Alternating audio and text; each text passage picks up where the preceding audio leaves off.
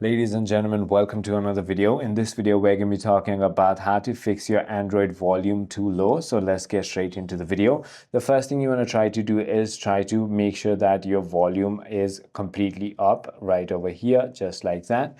If that is already on and you're still facing the problem, then many phones have a safety limiter that might be on. Simply go into your settings and then simply go ahead and look for sounds and vibrations. If you don't find it, it is generally inside of your settings.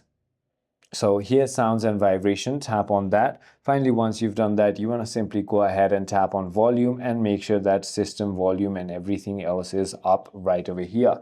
If that is not the case, you might need to simply go ahead and give it a simple restart and it should go ahead and fix your problem. However, if it is a hardware issue, then you might need to take it to your nearest Android store. I hope this video clarifies everything for you. If you have further more queries, feel free to comment down below and I'll see you on the next one.